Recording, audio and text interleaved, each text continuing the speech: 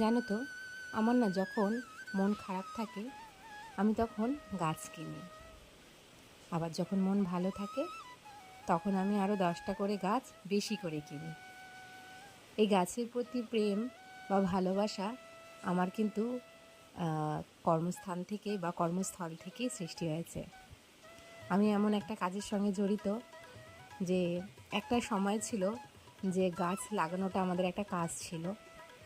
এখন সেটা অতীত হয়ে দাঁড়িয়েছে, কিন্তু সেখান থেকেই আমার গাছের প্রতি ভালোবাসা সৃষ্টি হয়েছে।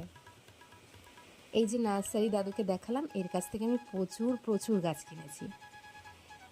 এই দাদুর লোকেশন হচ্ছে গিয়ে নারায়ণপুর রাজারহাট। তোমরা এখান থেকে ওনার কাছ থেকে গাছ কিনতে পারো। দাদু কিন্তু খুব অল্প দামে গাছ দেয়। আমি প্রায় 7টা মতন গাছ আজকে কিনেছি, 50 টাকা করে দাম নিয়েছে। অনেক দিন ধরে এই বেগুনি ফুরুষ ফুলটার ইচ্ছে ছিল, জানো তো, কোথাও পাচ্ছিলাম না। এইটা আমার ফুরুষ ফুলের প্রথম কালেকশন। আমার কাছে কিন্তু অন্য কোনো কালার নেই। এতগুলি গাছ বয়ে নিয়ে আসতে টায়ার্ড হয়ে গিয়েছিলাম, মাঝ রাস্তায় একটু তাই লস্যি খেয়ে নিলাম। এতগুলো গাছ নিয়ে যখন ছাদে গেলাম আমি পুরোপুরি ভীষণভাবে ক্লান্ত। এগুলোকে আর ব্যাগ থেকে আমার বের করার মতন সাধ্য ছিল না। ভেবেছিলাম আজকে এই অবধি ইতি দেব, কিন্তু আমার সাঙ্গপাঙ্গগুলো বার করবি, কর, তুই বার কর।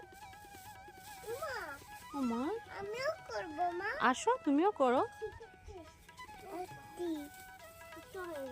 আমিও করছি। এটাকে আমি ফেলতে দিচ্ছি।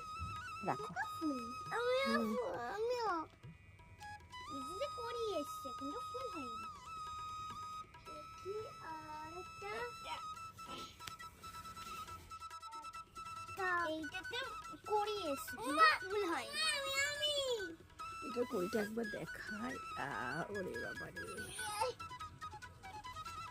পরপর লাইন দিয়ে রাখ এগুলোকে। কোথায় রাখবো? আমার 2 ছেলে মেয়ে ভীষণই কর্মঠ। তুমি এমনি ঘরের কাজ করতে বলো, উল্টে পড়ে থাকবে। কিন্তু যখনই গাছ মা কোনো কাজ করছে সেখানে যাবে ছুটে। এই দেখো, চাইনিজ সালামান্নাগুলোতে নতুন কুড়ি এসেছে। এটা আমি গত বছর কিনেছিলাম।